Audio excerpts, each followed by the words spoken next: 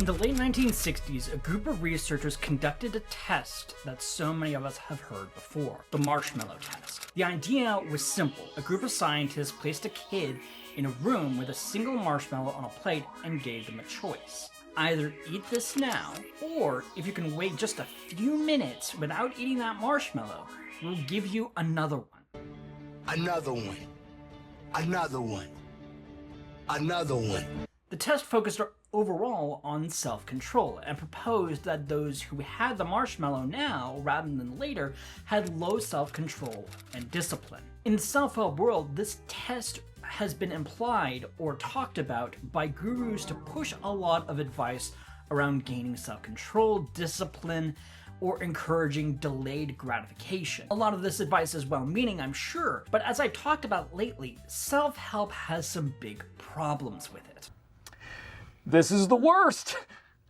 In particular, some of that advice just isn't good because either someone stole that advice from someone else, or it simply lacks nuance. But one other area that I missed is that advice can also be too simple, so much so that it undermines our entire growth and the results that we're looking for. So what's so bad about simple self-help advice? Isn't that what most of the self-help industry is made of anyway? While it's true that our own individual problems have pretty simple and direct solutions, we know full well that things aren't always that simple. Not this time. No, not this time. It's totally made up. Pure fiction. It's fiction. Overcoming something like depression doesn't just come from smiling more or being around positive people. We all recognize that there is a lot that goes into making certain things happen, whether that's hard work, privilege, or a certain mindset. It's in this particular area where we need help, and the problem is they really don't. Yes, and I'm happy to hear that, but my situation isn't. A lot of gurus, myself included, are going into people's lives pretty blindly. We're supposed to figure out exactly what is wrong with someone right then and there and provide solutions to help with that. And that is a problem because we don't know anything and are turned to provide a solution to that problem. How? How?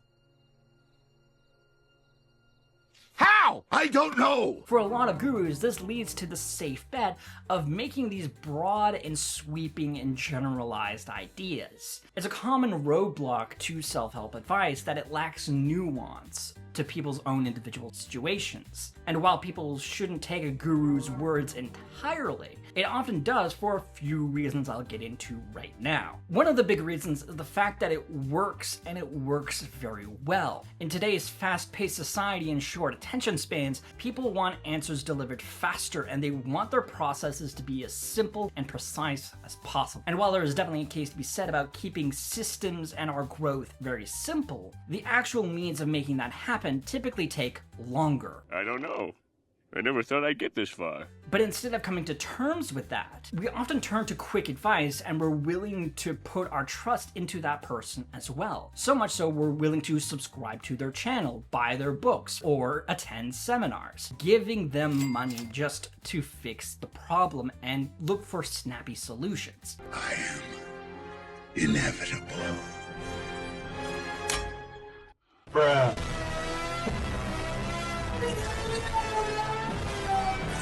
We've created an entire environment for ourselves where we trust our growth to someone else who just nudged us just a little bit. See, madness, as you know, is like gravity. All it takes is a little push.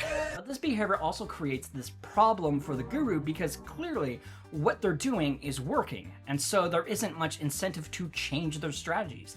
There's not that much reason to go into extensive research, to pull up various studies, and actually provide some legitimate and very good solutions. They would rather just spit it out and then keep on making more and more of that slop, despite criticism or things just not being as good as it could be. Life is good, but it can be better. Overall, the guru prioritizes making us feel like a vague sense of growth rather than being genuinely helpful for us. Beyond that, gurus start to become more reliant on just simple growth templates, and they even neglect their own growth in the process. They rely more on performative things and hype rather than selling people and offering something very good and helpful. Yummy, yummy, yummy. All of this really starts to make sense when we consider how capitalism plays into all of this. In the self-help world, the assets aren't the books, courses, or coaching, it's you, the viewer, the collective audience. Consider people like Tony Robbins has to offer. His name alone draws in these massive crowds of people who are genuinely seeking answers. Beyond that, many people praise him as this great man who can motivate you to do anything. But just how effective is that?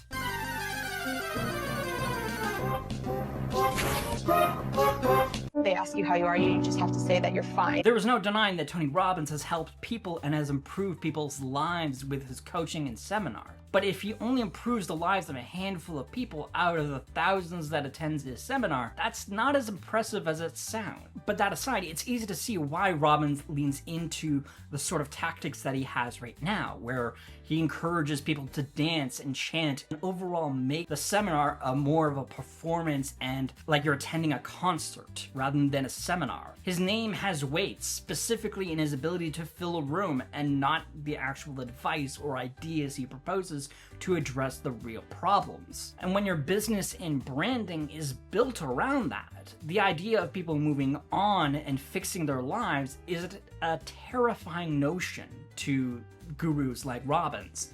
After all, if you were genuinely helping people, one could theorize that they no longer need this guru in their lives. It's a little ironic given that if you do provide some genuinely helpful advice and improve people's lives, people will still stand by you and talk more about you. But because so many gurus deep down are afraid of losing clients or their audience, simple advice or delving into pseudoscience or mysticism is a convenient alternative to keeping the base addicted and reliant on you without really solving your problems. At the end of the day, the guru is just enriching themselves off of your own problems that you're trying to fix. All they have to do is provide this vague sense of concern for you and that they are trying to help you out, when in reality, all they're doing is just selling you more stuff. Hey, it's $500, you have no choice of carrier, the battery can't hold a charge, and the reception isn't very— Shut up and take my money! It's a runaround answer and allows gurus to never practice what they preach to other people. It results in them never growing and giving them permission to use the same techniques they used in the past. All of it is to keep selling this lie that what they're telling you works when it actually doesn't. The problem with simple advice is that it provides a convenient out for gurus.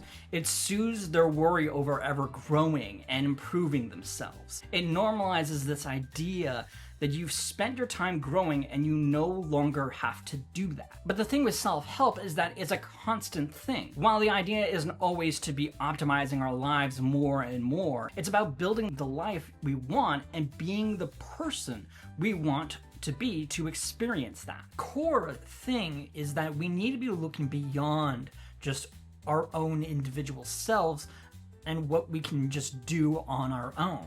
We need some genuine change in this industry and in ourselves.